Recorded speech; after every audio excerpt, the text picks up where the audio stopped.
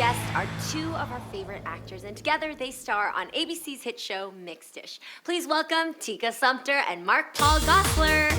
Hi guys! How are you? It's been so long. It's been so long. I'm reaching out and hugging each one of you. Oh, definitely. And wait a minute. I just found out that y'all are neighbors. Is this true? It's very true. We try to avoid each other like the plague, but we are neighbors. Did you? By the way, Tika, did you get the envelope that I left in your mailbox the other day? Yes. I didn't know if you would open a letter that didn't have any postage or a return address on it. It just said Tika and Nick. Yeah, I got it. That's a little risky. All right. Besides you guys being neighbors, what is your favorite thing about working together? Tika, let's start with you, gorgeous. Nothing. No, I'm kidding. I'm kidding.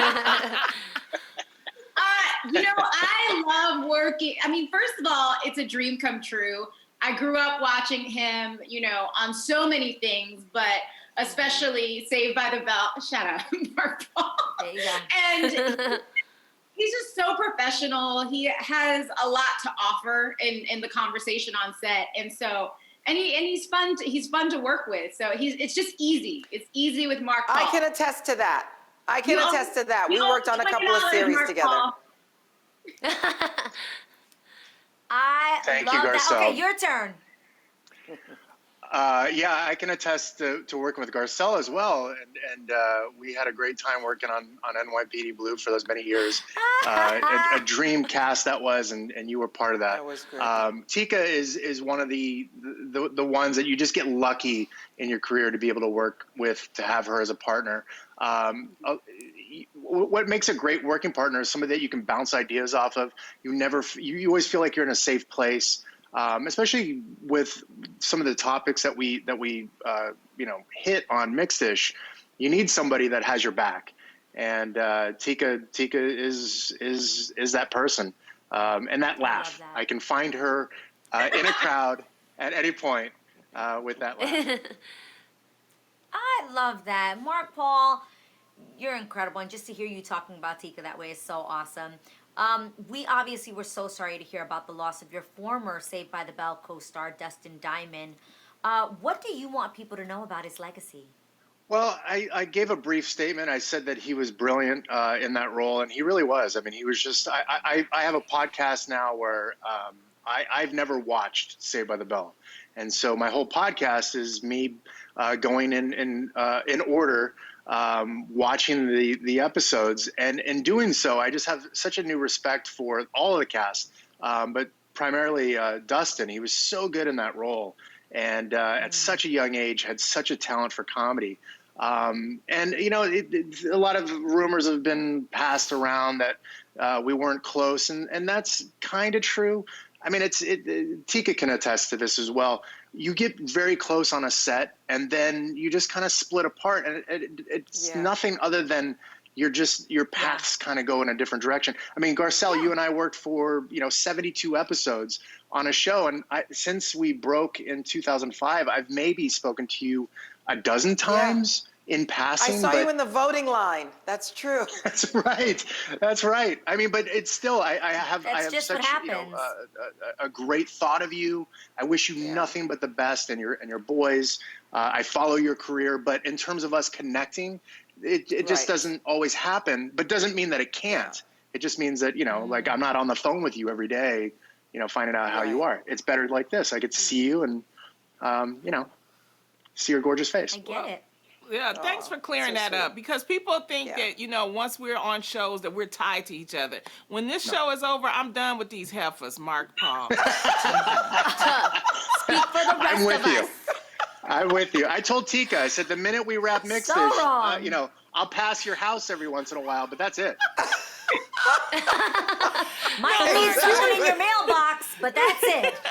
That's it. So, Mark Paul, you were talking about your podcast. It's called Zach to the Future. And, Tika, you have one called The Sugar, which describes you as a brown mama's guide to the sweet life. So what does a sweet life look like to you, Tika? The sweet life looks like care, indulgence, entitlement to the world and the beauty of it. And, being a Black woman, it's not just about death, doom, and destruction.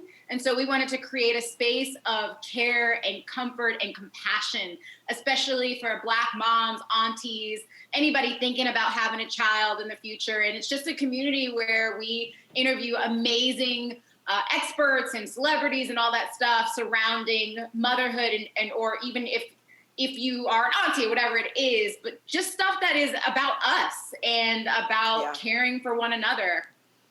Yeah. Great. I love that. All right. Well, we also have to talk about your show, Mixed Dish, because Tika, you have a mixed race daughter, and then Mark Paul, you're actually mixed race yourself. Your father's Dutch, your mother's Indonesian. Mark Paul, how did growing up with such a diverse background influence your life?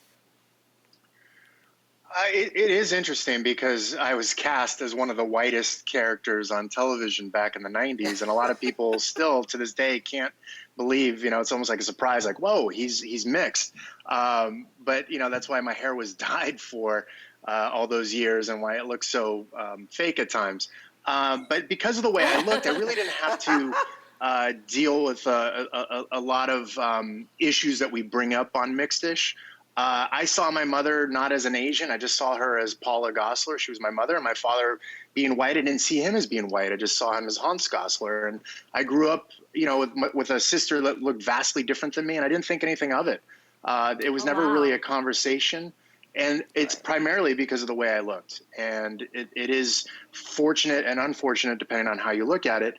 But I grew up just being open to diversity. I grew up not even questioning,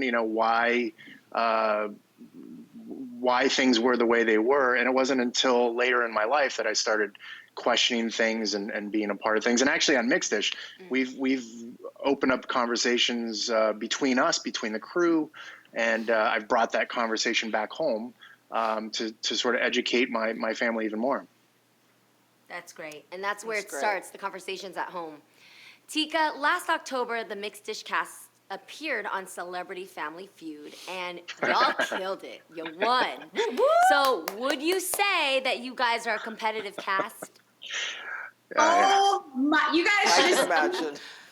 Yes. The I can answer only is imagine. yes. You should have saw us. We were all so nervous. I don't know if you saw it during, the taping. While Steve Harvey is talking to other people, I'm like, trying to think of an answer. I can't even enjoy it because I'm trying to, make sure we win. And it was crazy fun, but it was also nerve wracking. Yes, we're super competitive. I get it. I get it too. Mark Paul, Saved by the Bell took place in the 90s. Mixed-ish takes place in the 80s. Okay, what decade do you want to tackle next?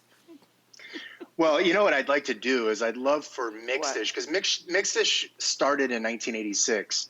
We are now currently in this season in 1987.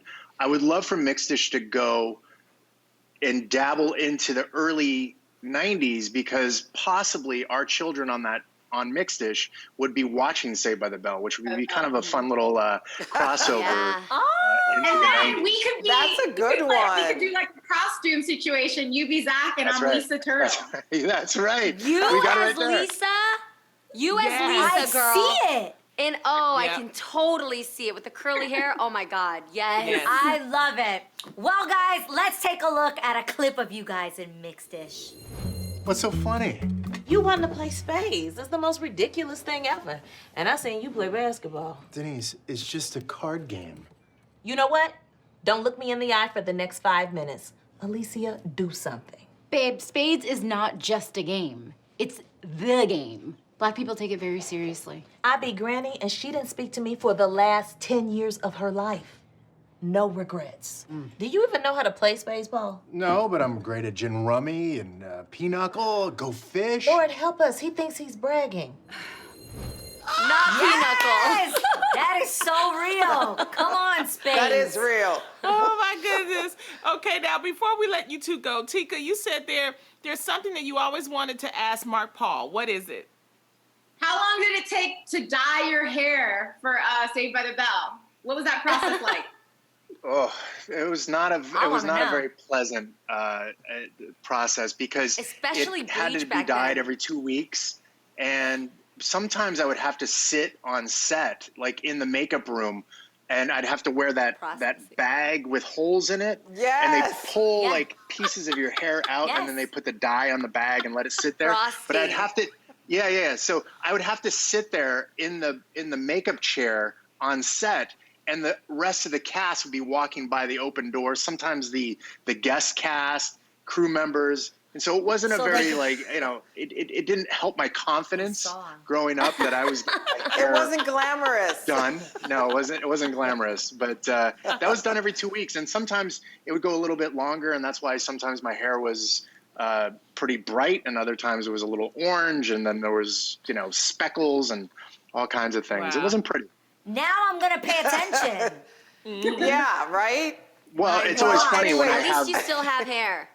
Mark Well, Paul, I'm yeah, glad you that's still true. got your hair, man. Thank you. But it's funny when I have fans come up to me and say, "I cannot believe you're not blonde," and I go, "What part of that blonde look natural? Like if I went to the DMV and I had to check a box, what box would that be? That's not blonde. That's like Bengal tiger. That's like towhead blonde. It was Yeah. cute. Well, Mark It was Paul, very Tika, it's always great to see you guys. Thanks for hanging out with us today. Make sure you check out Mixed-ish Tuesday nights at 9:30 on ABC.